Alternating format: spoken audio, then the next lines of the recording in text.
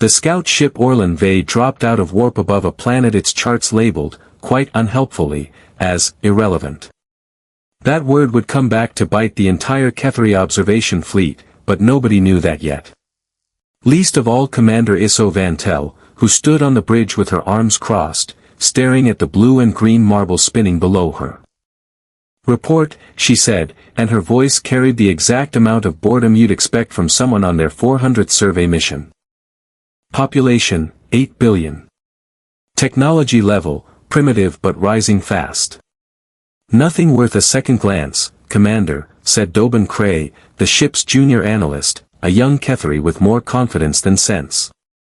"Then why," Isso asked, tapping the console, "does their oldest structure contain a mathematical constant we didn't discover until 3,000 years into our own civilization?"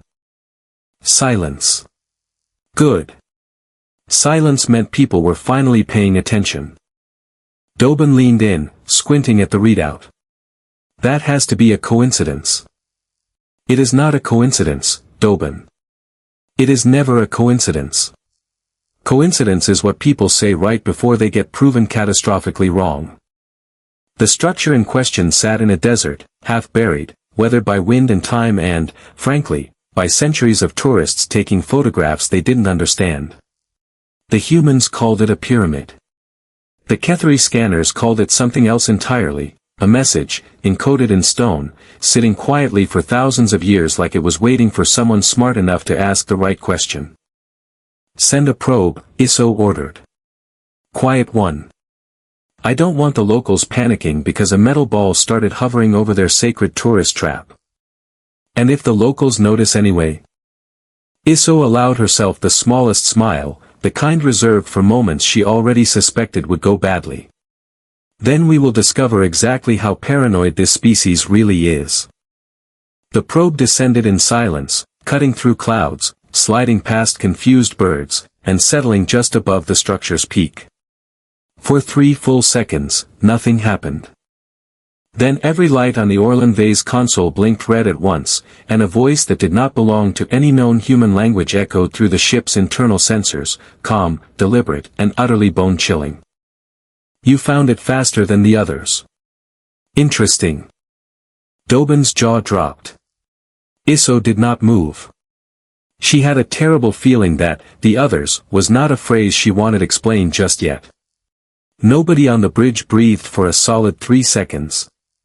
Then Dobin, because apparently panic loosens the tongue faster than courage does, blurted out, "Did that structure just talk to us?"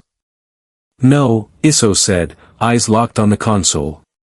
"It answered us. There's a difference, and the difference should terrify you."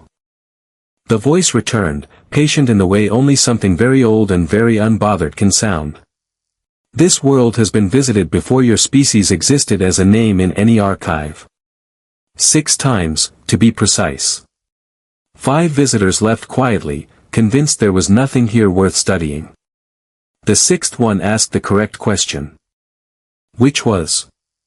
Isso said, refusing to let her voice shake even slightly. "Why does a species this young already understand patterns it has no logical reason to understand?" Dobin laughed, sharp and nervous. "Because they're clever apes who got lucky." "They are not lucky," the voice said, and for the first time it carried something close to amusement. "They are remembering." Isso's stomach did something unpleasant. "Remembering what, exactly?" A pause. Long enough to make Dobin start chewing on his own knuckle. "Every civilization that reaches a certain threshold receives the same gift, buried deep enough that it looks like instinct instead of instruction. Your people call it evolution. Mine calls it a seed. Humanity has been carrying pieces of a much older mind inside their own for longer than they have had written language to describe it. So the structure down there isn't a monument," Isso said slowly, putting the pieces together with the enthusiasm of someone assembling a bomb. "It's a container." "Yes. And it only opens for a species advanced enough to ask, and humble enough not to demand."